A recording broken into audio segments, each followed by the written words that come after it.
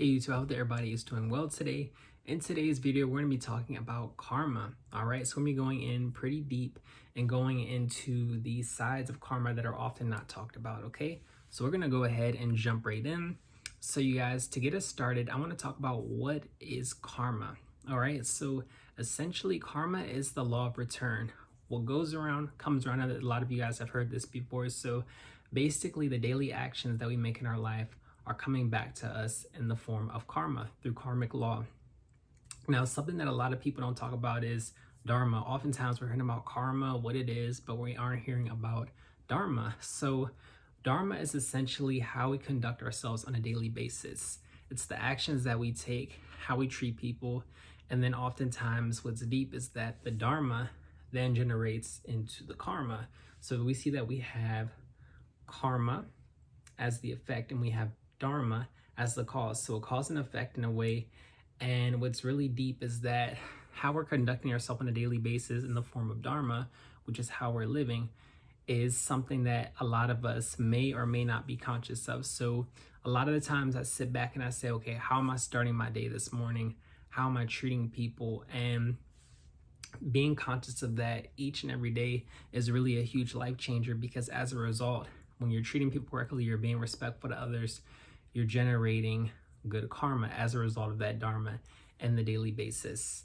And simple ways to generate good dharma and good karma is doing good unto others, being respectful, and also at the same time setting healthy boundaries. So when we say being respectful and being nice to people, it's treating people well, but at the same time, if you need to say no, if you need to stand up for yourself, or if you need to fight for something, doing that as well, which is having that sense of self, but also making sure that you're speaking your truth and being authentic at the same time. And I think that's something that's important to say, because a lot of the times when we're hearing be kind or do good unto others, it may seem like, oh, well, we can't say no, or we can't be mean or do this. And it's just like, a lot of the times when you need to stand up for yourself in that situation, that is okay.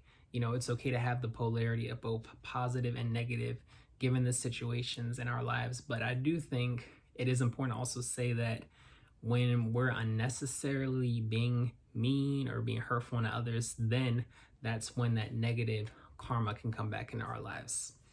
All right, so a lot of the times when we're living our daily lives, it's important to just sit back and let spirit do the work, because you will know if you're living your life in a way where positive karma is being created, and you also know if you're living your life in a way where negative karma is being created. I would like to say too that there are times in our lives where we're just simply going to be tested. Life is not all rainbows and butterflies, and something that's deep is that we all come here for a reason. We come here for a purpose, and we're being tested each and every single day.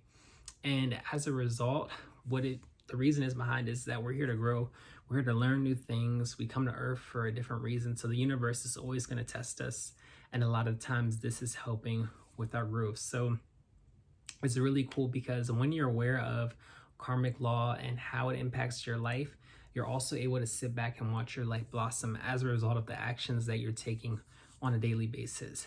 I want to give you guys two stories though about karma in my life and how I've seen it played out. So a lot of the times I've been aware of my own karma, but also I may have seen someone do something to me and then see the karma be impacted in their life. Sometimes it's quick and sometimes it's slow. So I'm gonna go ahead and give you guys the first story, which is when I was a special education teacher about 3 years ago.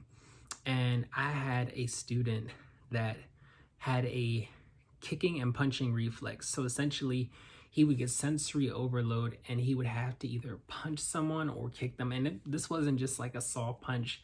This kid really had some serious power behind his punches and his kicks. I mean, he could literally beat someone down on the ground and tear them up. So there was one day where we were on the lunch line. It was me and my coworkers, and he was the student that I was assigned to for the day. And I just remember him turning around and he was looking at me. And by the look in his eyes, I already know, okay, he's gonna hit me. And by law, you cannot hit them back. You can't touch them. The most that you can do is that if they're really beating you up, you can restrain them and one of the ethical ways that we were trained by. So we had trainings to basically protect ourselves. So you can either do like a bear hug and apply that pressure just to calm them down, or you would have to simply walk away or just shield yourself. So at the time, I'm looking at him and he's standing there, and this was so fast, but he just takes his hand and punches me in the stomach like so hard. And I just had to stand there and take it, because a lot of the times if you were to discipline him, were you to say, no, that's not right, it will trigger him to make him go even further and further. So I just stood there and I said, okay, like, I'm hoping that this doesn't happen again. Let's continue getting our lunch. So we get our lunch, we get in the classroom, and he's eating. And I'm thinking, okay, everything's going smoothly. One of the other students takes her food, lifts up her entire tray, and just tosses it across the table. And all the food lands on the student that had punched me in the stomach. And then after that, she takes the carton of milk and pours it all on top of his head. And I'm thinking, oh my gosh. So we tell her, like, we're like, hey, you know, all is good, and we separate the both of them, and he's crying. But at the time, it did not hit me until about later on in that day, and I said, oh my gosh, like, wait a minute. 10 minutes before that, he had punched me in the stomach, and then 10 minutes after that, the other student did all that. And I was thinking, like, this was karma happening that fast. Like, the universe is letting me know, okay, like, that happened to you, okay, like, we got your back, this is gonna happen. And it's just deep, because a lot of the times we don't see this correlation, but it's happening so fast before our eyes. Another story, you guys, is I had a friend when I was back in school, and this friend used to always cheat. You know, they would either have their cell phone up, or they would be asking people like, hey, what's the answers? Or can you text me the answers during the exam?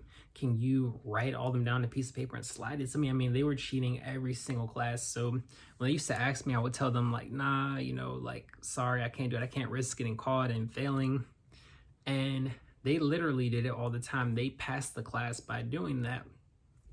Well, what happened was that one day in one of their other classes, they got caught cheating, and they got a warning as a result of that. And the professor told them, hey, if I catch you again, you're not going to be able to graduate. So they, of course, got caught again, and that professor caught them.